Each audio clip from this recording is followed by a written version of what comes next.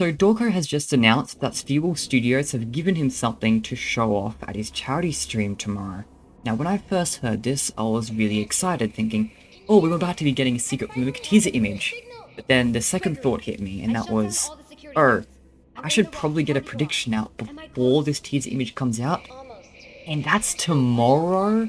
So I gotta really rush a prediction video out.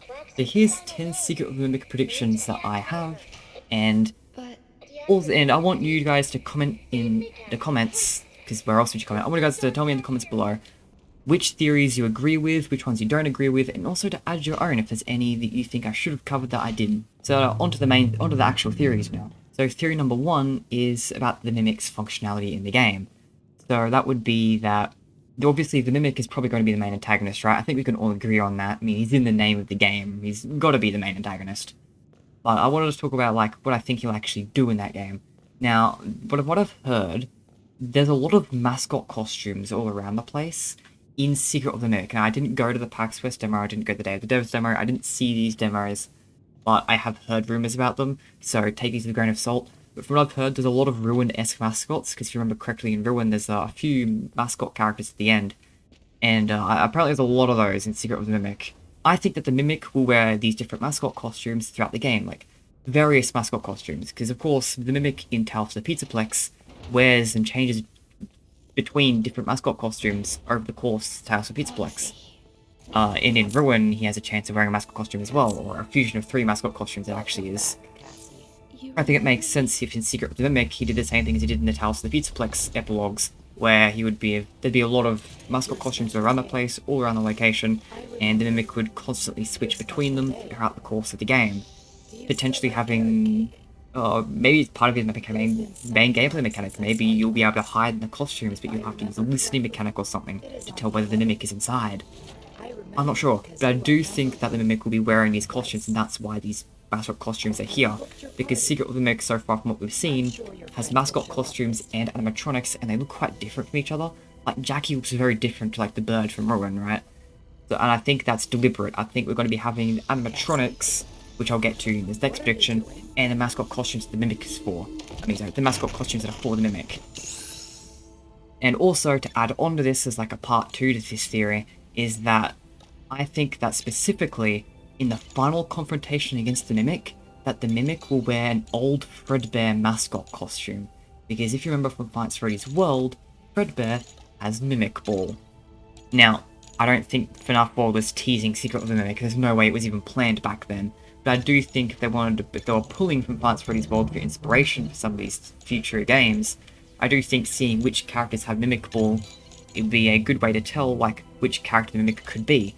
So I think the Mimic taking the form of Fredbear to reference Fights Freddy's World would be something that they would do. And of course, since the character is impactful as Fredbear, then final confrontation just feels right to me. On to theory 2, I mentioned earlier that there was kind of these differences between the animatronics and the mascot costumes. I'm sorry. And yeah, the animatronics. I don't think the Mimic is the only one. I think there's going to be other major antagonists alongside the Mimic. Specifically, I think those major antagonists are going to be the Mimic Model 2s mentioned in the Tales from the Pizzaplex epilogues. Because if you haven't read Tales from the Pizzaplex, basically there's these Mimic Model 2s mentioned, the whole line of mimics that were made, and they were shut down because they were really dangerous and unpredictable. So, yeah, I just think it would make a lot of sense for a game focused around the Mimic to be also the game that has the whole line of mimics actually show up. Because those mimics don't actually show up in the books, which makes me think they're going to show up in the games. And if there's any game where those guys have any chance of appearing in, it's this one. I mean, as I said, it's a game so focused around the Mimic.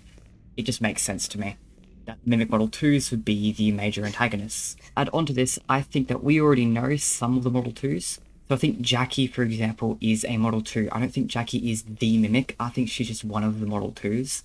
Specifically, I think Jackie is the first Model 2 that shows up in the game, because from what I've heard from the PAX West demo, it really feels like that's like an introduction to the game. It doesn't feel like it's halfway through to me.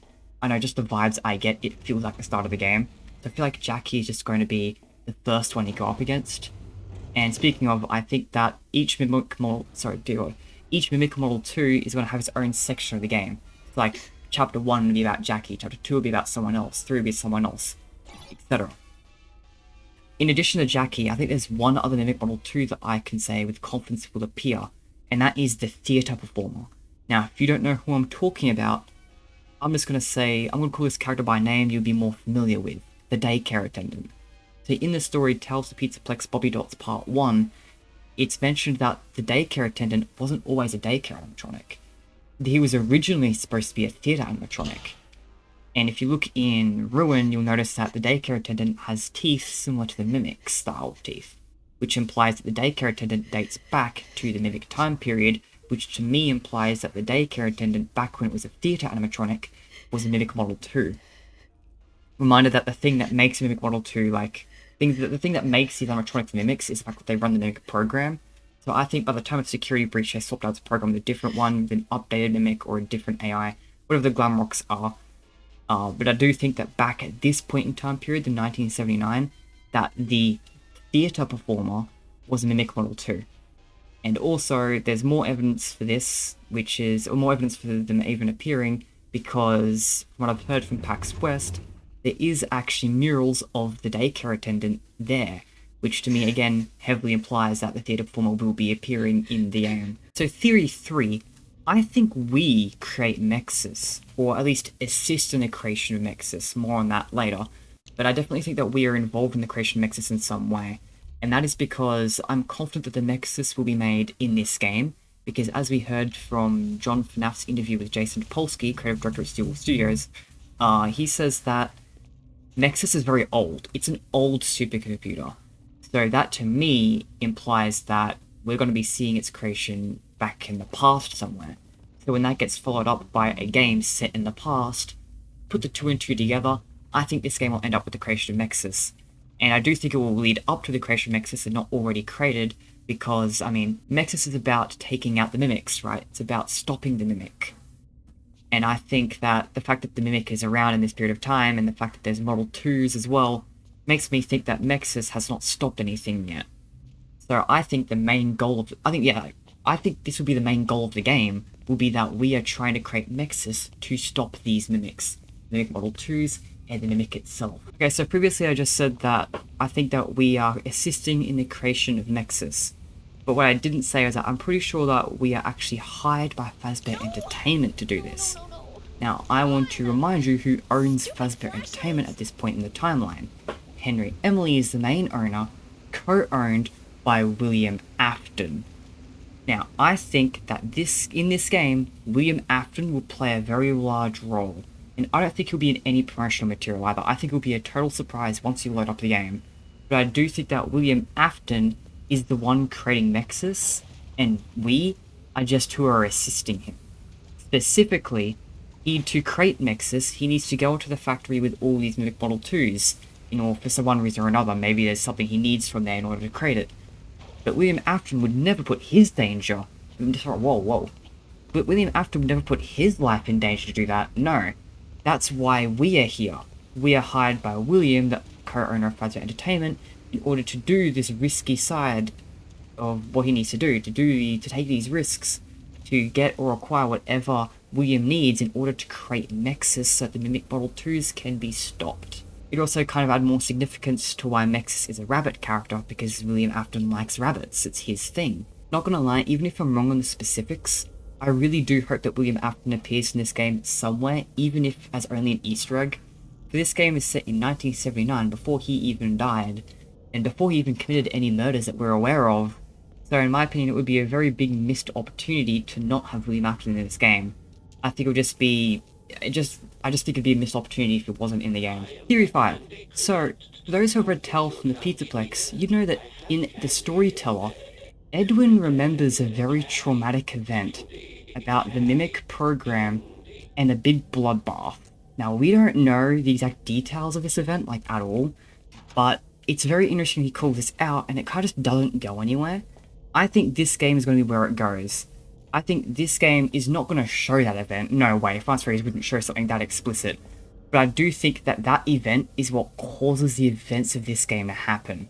I think this bloodbath was caused the Mimic Model 2s, and that the reason we're creating M.X.E.S is because this big incident took place, and that's why the Model 2s are being shut down. Theory 6, I think that this game will make Tales from the Pizzaplex redundant. Right now, one of the big complaints about the books is that you need to read them to understand the games, and a big part of that, I think, isn't going to be true after this game, because Tales from the Pizzaplex builds up a lot to do with the Mimic. And that's really all the important information, and I think that this game being called Secret of the Mimic will give us all the important information about the Mimic, which will mean that Tales of the Pizzaplex is no longer going to be required to read to understand anything. So for example, I do think that Edwin will be mentioned, I think that maybe David will be mentioned, maybe there's some details I'll leave out, just so you get something from reading the books, but I think the broad important details of Tales of the Pizzaplex will be in this game. So finally, people can stop complaining about needing to read the books. Theory 7, as kind of an extension of the previous one, I think that this game will heavily imply that Tales from the Pizzaplex is in the game's timeline. But I also think that this game will have a lot of contradictions to TalesGames, and I think that this game will give a lot of evidence against that theory despite that. I think it will bring over a lot of things from Tales from the Pizzaplex to the point where it makes it look like it's in the game's timeline, but then will also contradict it in places. Now I say this because if you look at Into the Pit, for example, that story has been adapted like 3 times, because you had the original story, then you got the graphic novel adaptation, then you get the video game adaptation, then you got the interactive novel adaptation, and we haven't got the interactive novel just yet, we've only got the preview for that right now. But from what we've read from all 4 of those, In the Pit is slightly different every single time. Even though it's supposed to be the exact same story. It's the same story, but there's changes to fit the medium better. And there's changes to just in general, because in general, like, different artists are expanding on that original concept in a slightly different way. And these little contradictions between each version of Into the Pit, like, the most glaring one is Oswald, right? Oswald has a very drastically different personality between each version of Into the Pit. And I don't think that's because there's only one canon version of Into the Pit. I think that's just because inconsistencies. I think all of these books, all versions of Into the Pit are the same story, but for one reason or another, they've just differ because of medium changes, different writers, and it just creates contradictions between them. And because of that, I think Tales of the Pizzaplex will be the same way. A lot of it will be implied to be in the games after Secret of the Mimic comes out, but there'll be a lot of extra details that Studios adds that the original writers didn't have, and then some of those details might contradict the original details in Tales of the Pizzaplex.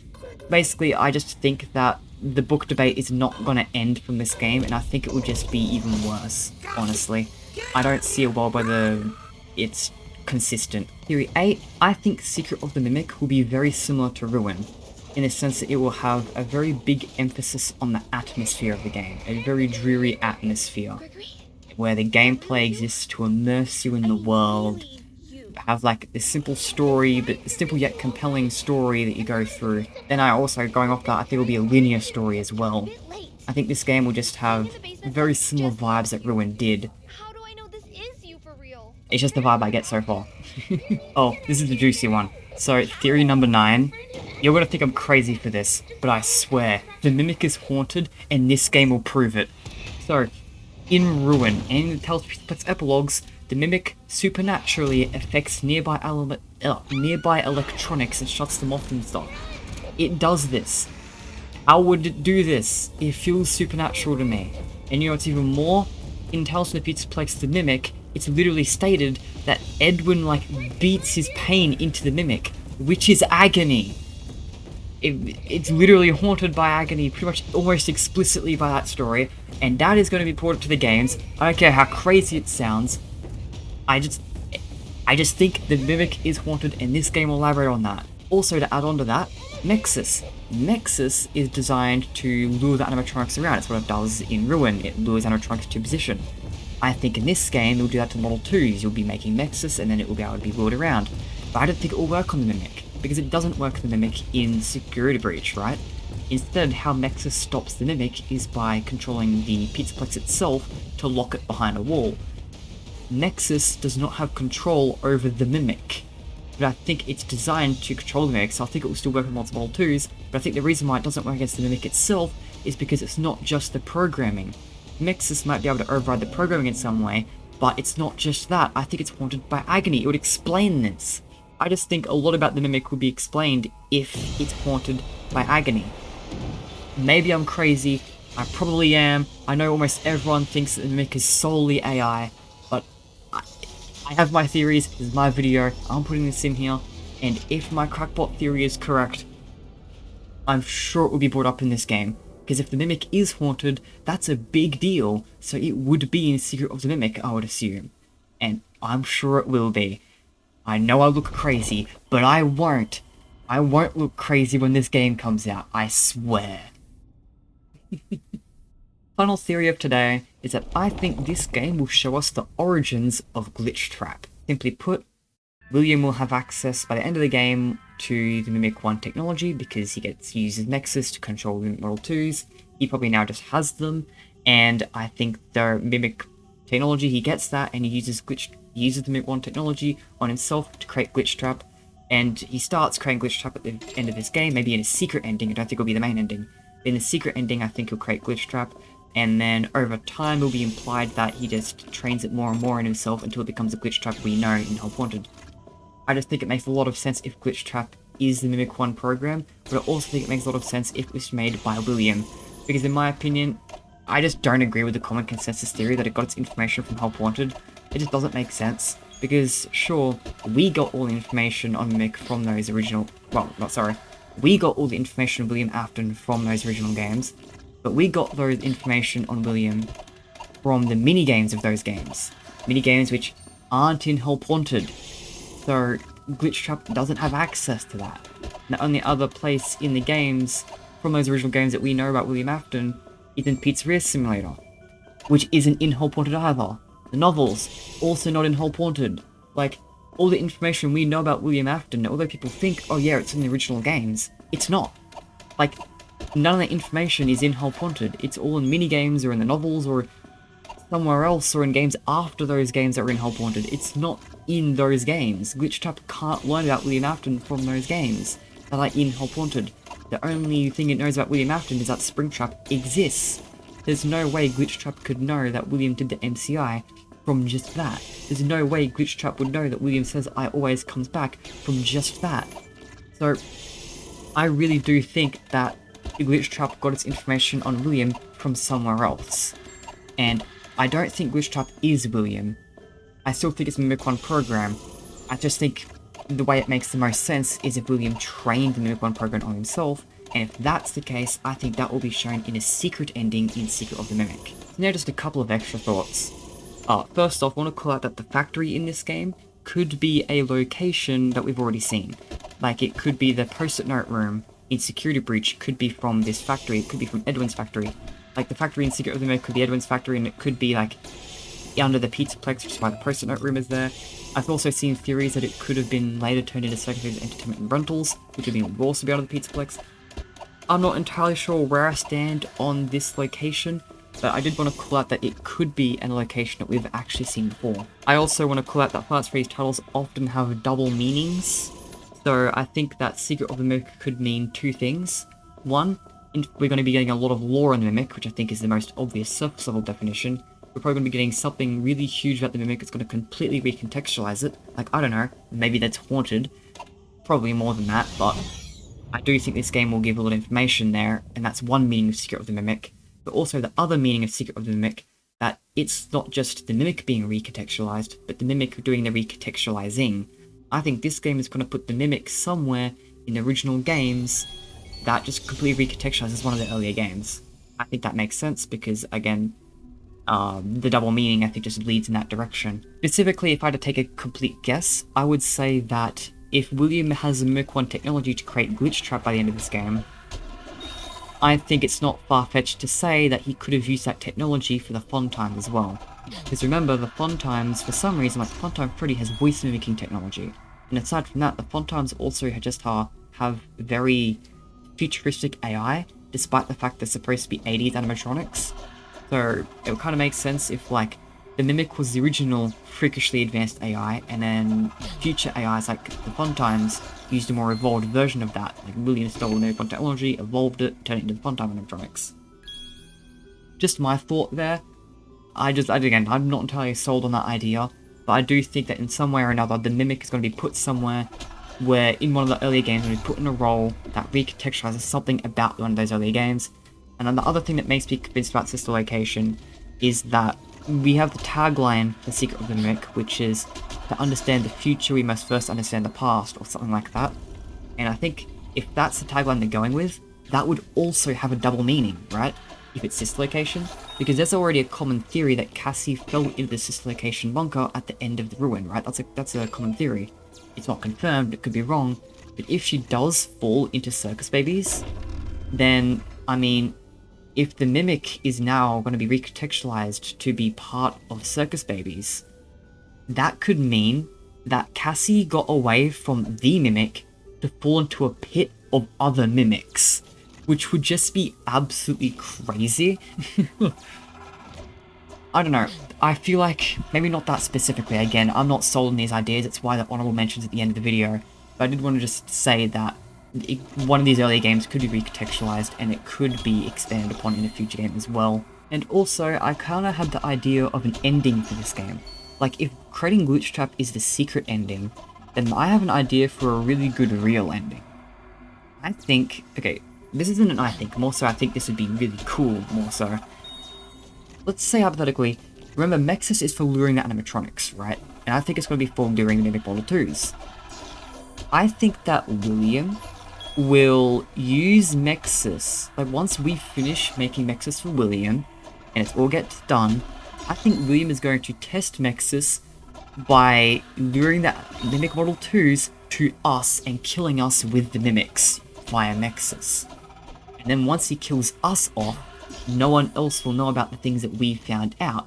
No one else will know about the potential, all sorts of weird lore drops that we might have found that might be incriminating on William. And I think that with that out of the way, with us out of the way, William might be able to steal the Mimic technology without anyone knowing, because only we know what William did with it. And he could just tell everyone else, yeah, they're destroyed, don't worry about it, when really, maybe he takes them or something. I don't know.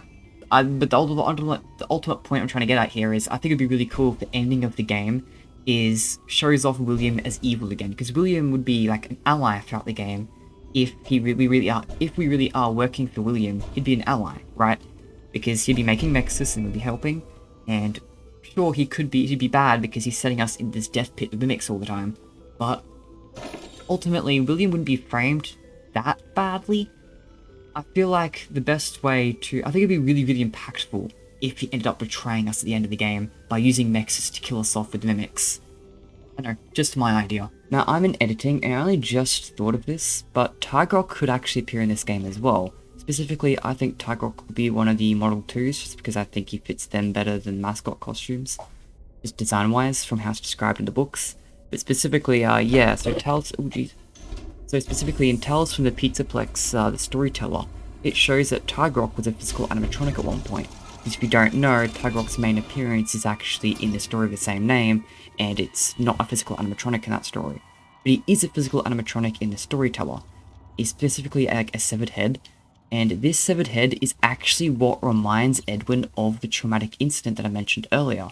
So I think if this game does follow up from that incident, and it is the Model 2s that did that incident, I think it makes a lot of sense for Tigrock to be one of those Model 2s. That's just my thought there that I wanted to add on. Okay, so that's 10 Secret of the Mimic theories that I had.